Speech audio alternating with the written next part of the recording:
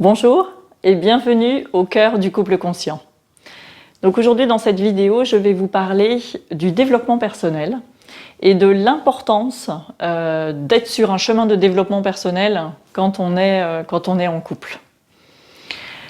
Alors pour ma part, le développement personnel, je le vois avant tout comme un voyage à l'intérieur de soi.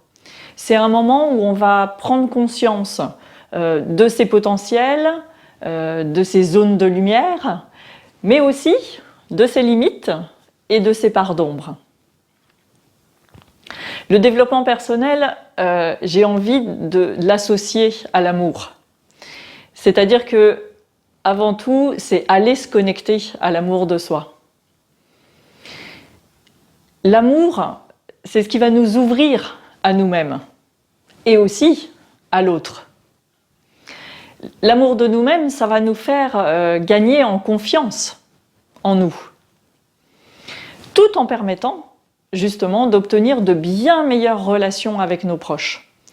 Alors, petite parenthèse, je vais insister peut-être sur aussi la relation à l'autre. Pourquoi j'insiste là-dessus? Parce que il faut faire attention, sous prétexte parfois d'un retour vers soi, on peut avoir une tendance à s'exclure des rapports sociaux. C'est-à-dire que quand on commence à travailler sur soi, il peut y avoir une tendance à se dire que l'autre est responsable de ce qu'il ressent, de ce qu'il dit, de ce qu'il vit, etc., etc. C'est-à-dire que moi, je prends la responsabilité de ce que je vis, mais l'autre doit prendre la responsabilité de ce qu'il vit. Et du coup, ça peut amener vers un extrême où en fait, en s'écoutant soi, on ne va plus être dans l'écoute de l'autre. Donc voilà, juste cette petite parenthèse-là pour dire attention, le développement personnel, c'est avant tout pour aller se connecter à soi, mais aussi avoir de meilleures relations, je dirais, avec les autres. Donc je disais que l'amour de soi, ça va nous faire gagner en confiance en soi. Et dans une relation de couple, si on arrive avec un manque de confiance en soi, ça peut entraîner des difficultés pour équilibrer la relation.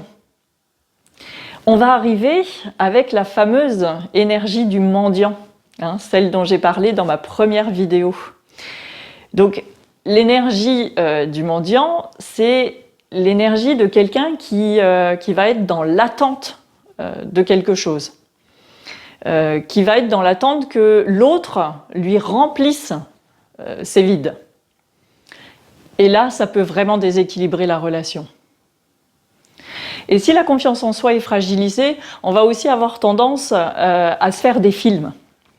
C'est-à-dire qu'au lieu de se contenter d'une simple observation de faits, on va se construire des scénarios mentaux, alors qui sont généralement pas agréables en plus, parce que l'humain est quand même assez fort pour se faire des petits scénarios bien corsés, et ce qui va encore plus nous fragiliser.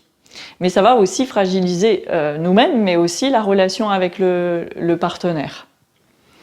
Donc, entrer dans un processus de développement personnel, c'est tendre plutôt vers l'énergie du Père Noël. C'est-à-dire que on va être là pour apporter le meilleur de nous-mêmes à notre partenaire.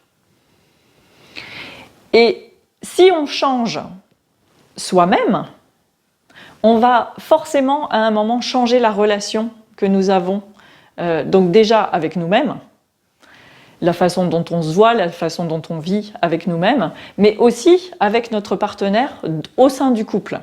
Mais ça va aussi aller encore plus loin, c'est-à-dire qu'on va aussi changer les relations qu'on va avoir avec les autres personnes. Le couple peut être aussi un vrai révélateur de nos parts d'ombre. L'autre, notre compagnon, va savoir exactement appuyer sur nos parts d'ombre, sur les traumatismes, sur les blessures, sur les failles relationnelles qui sont présentes dans notre vie. Donc là, je vois deux possibilités. Ou le partenaire devient un miroir qui va nous renvoyer donc tout ça, et du coup sur qui on va avoir tendance à mettre la faute, pour se défendre. Hein. Donc on va lui renvoyer ça en disant mais non, c'est toi, etc., etc. Ou alors le miroir va tellement refléter nos blessures, nos conditionnements, etc., que ça va entraîner une espèce d'autoflagellation. Par exemple, on va se dire, je ne suis pas à la hauteur, j'ai un problème, je ne sais pas y faire. Donc, dans la première situation, c'était l'autre qui n'était pas à la hauteur qui était le problème et qui ne savait pas y faire. Et dans la deuxième situation, c'est nous, c'est sur nous qu'on va mettre la faute. Donc là, si le couple n'a pas la même intention de grandir ensemble, là, ça va provoquer des ruptures, de l'incompréhension. Il va y avoir comme un sentiment de décalage. Hein, et même d'échec, hein, tout simplement. Par contre, si on a la même intention de grandir ensemble, alors là, la relation, elle va devenir une vraie thérapie. Parce que les difficultés et les conflits, on peut aussi les voir comme un cadeau.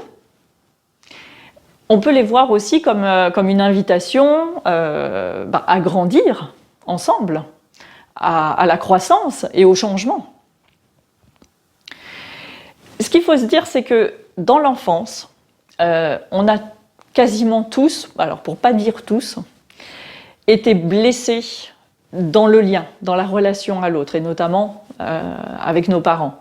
Alors, même si la plupart du temps, bien sûr, c'est inconscient et c'est pas volontaire, hein, bien sûr. Mais par la suite, ce problème avec le lien, ça va faire que ça va avoir des répercussions sur nous, c'est-à-dire qu'on va se construire avec des comportements de défense, genre on va juger, on va fuir, on va critiquer, ou alors on va soumettre, ou alors carrément on va agresser l'autre. Et dans le couple, en fait, le partenaire, il va être le mieux placé pour appuyer là où ça fait mal. Ce qui va réactiver en fait ces comportements de défense qu'on a acquis un peu dans notre enfance, c'est-à-dire le jugement, la critique, etc. Et tout ça, du coup, ça va entraîner du conflit, de l'incompréhension et du coup des souffrances.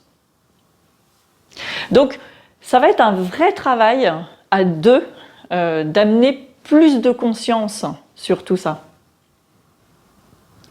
Et du coup, en développant sa capacité de présence, sa qualité de présence dans la relation, on va pouvoir trouver une porte de sortie et amener plus d'harmonie. Mais encore une fois, le plus important, c'est de s'engager à deux pour évoluer ensemble. Il faut que cette intention commune, elle soit là. Cette intention commune de grandir ensemble.